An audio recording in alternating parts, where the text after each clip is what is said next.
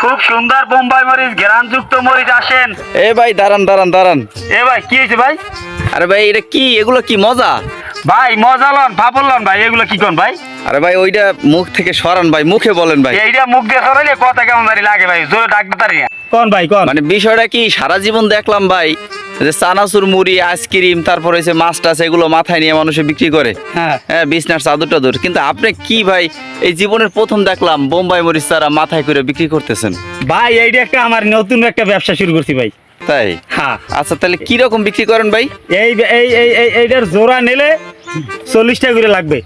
তাহলে তো সস্তা দাম। সস্তা দামি ভাই। আপনার বাড়ি কোথায়? ভাই আমার বাড়ি ওপার। ওপার কোন জায়গায়? ওই সরে নদীর ওপার।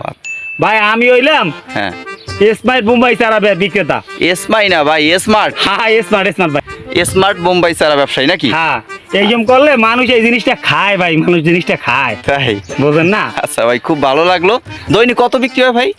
ভাই আগে তো ব্যস্ত মনে করেন মাইক সারা, হ্যাঁ সেই সময় ভালো বেচা কিনা হইতে না। তারপর?